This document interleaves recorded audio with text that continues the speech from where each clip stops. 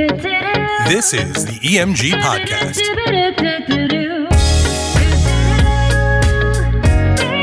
Killer. We don't have headphones today, so we don't know if this is lining up with the music. It is. You did that visually? Watch like I'm fading it out nice and smooth. I guess we'll see in post. Yeah. Welcome back to another episode of the EMG Podcast. Mike, Yes. today we are talking about... We're talking about summer weddings. Summer weddings. We are in the grand scheme of things here. It's May of 2024 here in this current state of Montclair, New Jersey at EMG. And we are getting into our summer months, some of our favorite months of doing weddings. And we wanted to do a podcast on this, not only for the channel itself, but also for some of our future prospective clients that we speak to. And we want to try to give planning some in the advice summer. to. That's why I didn't wear socks today, because we're talking summer weddings. Well, you didn't wear socks under that? You didn't do no shows? Nope. That's disgusting because I know your feet. All right, so let's talk about summer podcasts. No, not summer podcasts. Summer weddings. So today, what we did was we did 5 pros. We did 5 cons, and then we did 5 things to think about, 5 tips. Now, the cons are really, the pros and cons are subjective, right? Yep. These are kind of things that we just thought through because we do these all the time. And you could take them with a grain of salt, but they are things that you could definitely think about. So we're going to start with the pros first. Yeah. Well, why don't we go back? Let's go battle style. You want to go one on one? I'll take the cons, you take the pros. Okay, fine. All right, so let's do the pros. Let's get this here. Oh, here we go again. Let's hope we have it. Here we go. Here we go. Looking for it. Okay. Number one. So number one of the pros, I actually love this one. It's beautiful weather, right? For the majority of the summer, the likelihood of precipitation is not that high, and so you're going to get more beautiful days than non-beautiful days. I really love the summer months of like June, and then I really do love August, September. July is kind of could be a hit or miss with that, with the humidity in New Jersey at least. So here's a con that's also on the con list is weather unpredictability, right? So yes, odds are you get obviously more beautiful weather in the summer months than in any other time of the year, but it can be unpredictable too, right? You could hit like a heat wave, right? You could hit a sudden thunderstorm. So obviously, anytime you plan something as part of being outdoors, you're going to roll the dice a little bit. Yeah. It can be absolutely beautiful. It could also be a scorcher, right? Yeah. So you just take that into account, obviously. Yeah, and it has one of the tips that we'll talk about is thinking about where you're going to be getting married to, right? Because this is in the tri-state area of New Jersey, so we're talking about that because New Jersey can feel yesterday was no humidity and was gorgeous out, and then tomorrow it could be humid and cloudy, right? So those are a lot of things to think about. But you're more likely to get beautiful weather than not. So we'll do number 2. I'm going to press button. Number 2. Love it. I love this one. Versatile themes and versatile decorations. So there are a lot of ways that you can go with your wedding planning in these summer months. You can do a whole variety of different colors.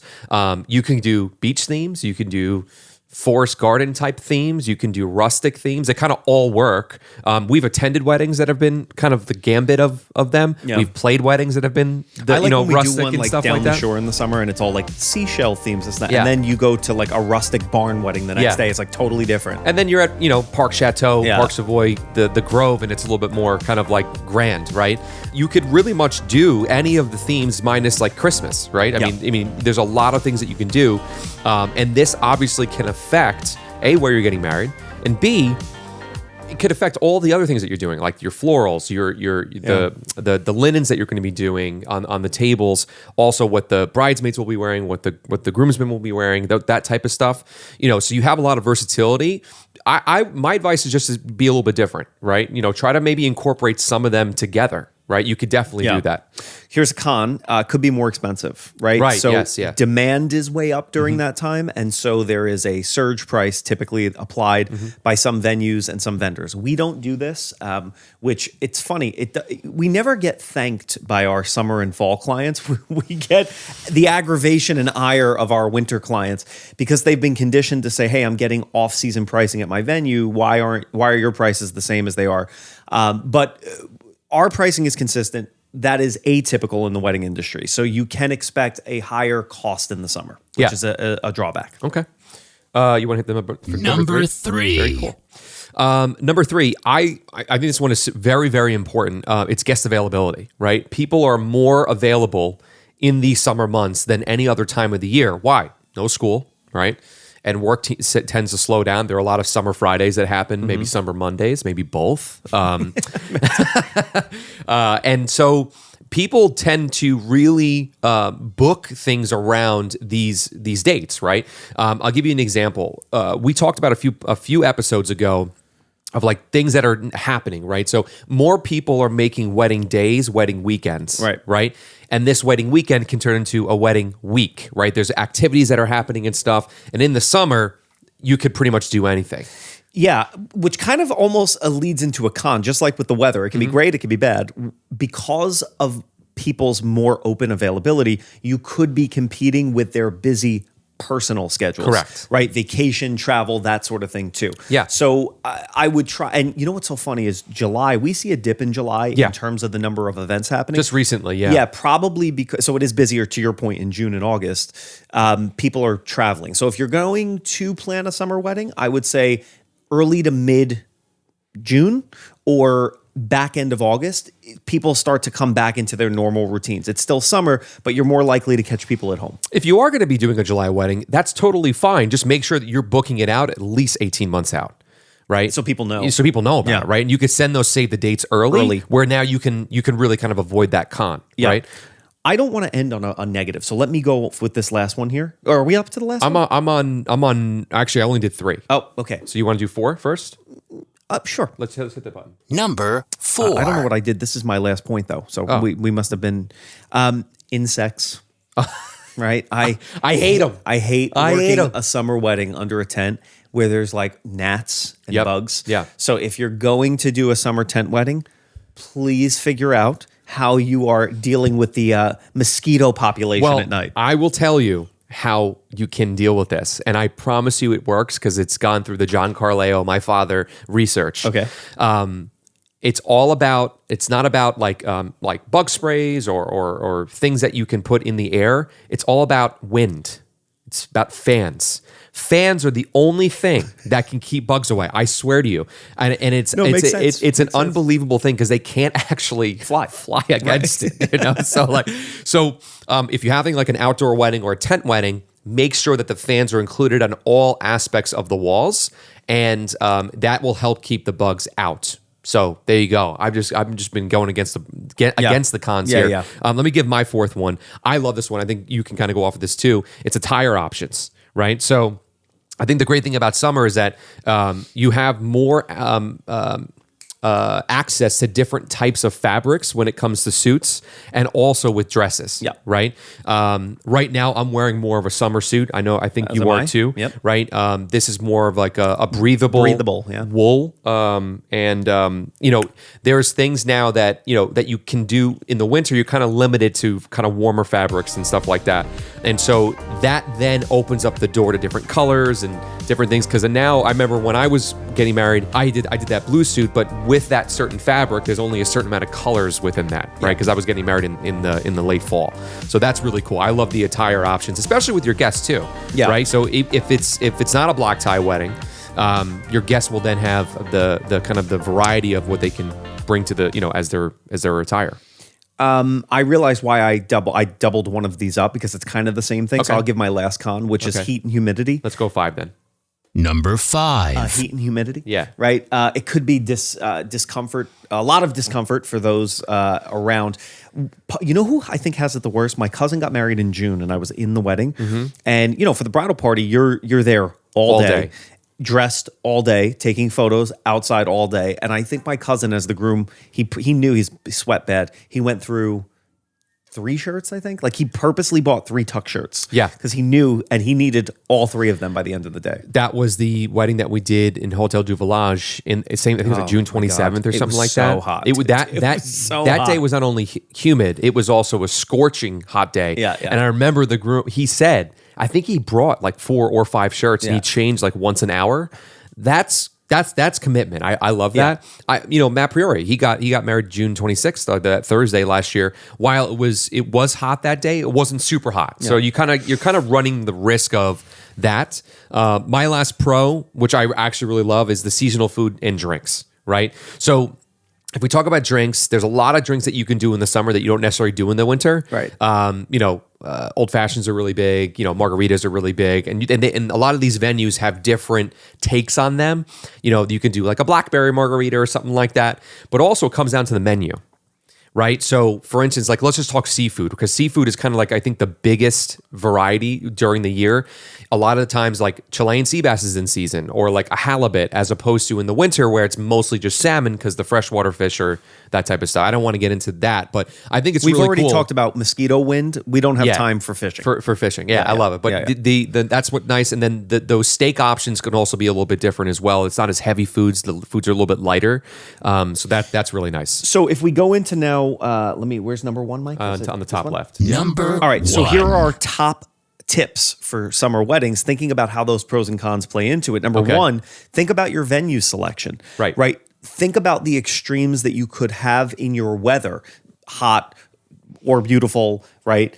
Humid or not, and pick a venue that has the ability to cover you in both scenarios. Yes. If our ceremony, if the weather is beautiful, our ceremony can be in this nice outdoor space, but if not, here's an alternative. Yeah. Don't pick a place just because it only has a beautiful garden or something and has no backup plan for you poor really weather. you want that 1B, you want that alternative Yep. to be pretty much just as good as 1A, right? And a lot of the times, it falls into the hands of like that like if it's raining or it's super humid, it's really uncomfortable, and you pushing the envelope like, no, we gotta have it outside, have it outside. It's like, at what cost? Right. Yeah, and it's like your guests aren't going to be happy. You're going to be freaking sweltering. Make sure that your 1B option is just as good as the 1A, in my opinion. Okay. Number two. two. Attire for summer weddings was something that we just talked about. Yeah.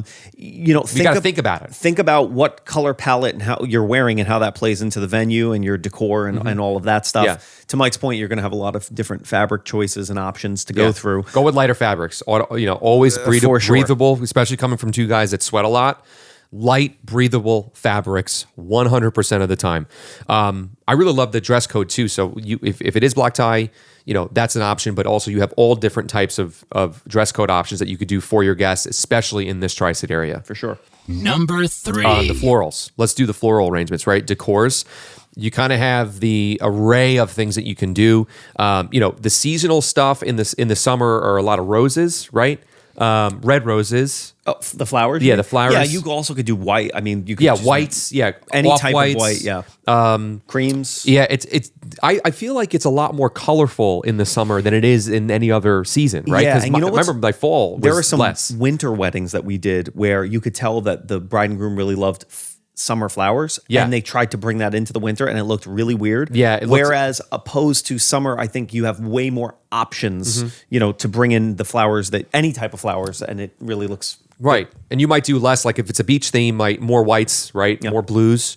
If it's that garden, then you have kind of the variety of the rainbow. If it's that rustic, you can really go heavy on darker and then complementary light colors in there. So I would definitely, Jude Anthony, I would check out our preferred partner for that too, to kind of He would help know guide better you. than us. Yeah. Number Last one. 4. Oh, No. Two Fourth more. one. Number 4, think about your catering and your menu planning. Again, you're going to want to play into the seasonality, whether it be of your seafood choice, but also the fun options that you have to do summer-themed drinks or summer-themed food appetizers or that sort of stuff. Right. So play into the seasonality when designing your menu. One of my really good friends, Mark, got married down at Clark's Landing, one of our favorite venues that we play at. Great cocktail hour. Great cocktail hour. He did a Jersey Shore station. And so it was all like French fries, like Three Brothers, pizza, sliders, hot dogs, like that type of stuff. That played into that summer theme. They loved that. They met down the shore informality of the summer. and the informality of it. I Right. think it's really cool, and you can really have fun with that stuff. Let's end with number 5 right there. Right there. Number 5. Number 5, think about how you're going to handle unexpected challenges that a summer wedding could present. For example, the most important one, and one that we have not talked about yet, is hydration. I was just It is like if I had a nickel for every time somebody went down at a summer wedding, a guest due to heat stroke. We would own a lot of things. Yeah. So think about hydration stations, like at your ceremony, have extra water stations.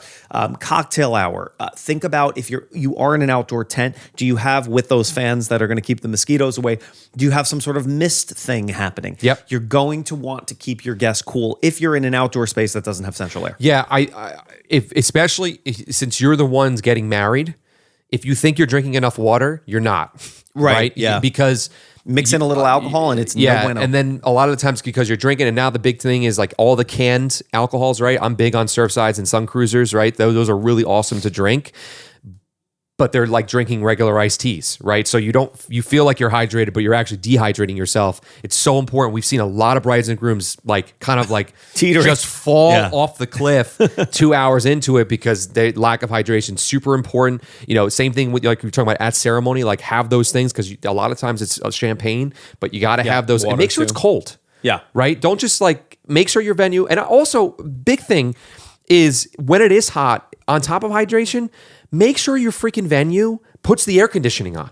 Like this happens more so than not that it's too hot inside. Yeah, you're paying for the day. Tell them, hey, drop that temperature drop it down to 65, right? I want like a Tundra in there because you're going to have like 200 bodies. 200 bodies in there. And then other unexpected things, obviously, like we've already talked about. I don't want to beat the dead horse, but like what happens in the case of bad weather, right? Yeah. Rain, where are you moving your ceremony? The bug control, all of those things. When it comes to a summer wedding, think about what happens in the summer and how you might meet those challenges. Yeah, but more so than not, you're likely going to have amazing weather. So we want to end on that positive note there.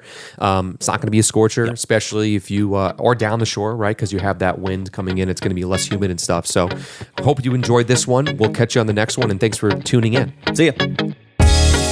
You can find us at elegantmusicgroup.com or on Instagram at elegantmusicgroup.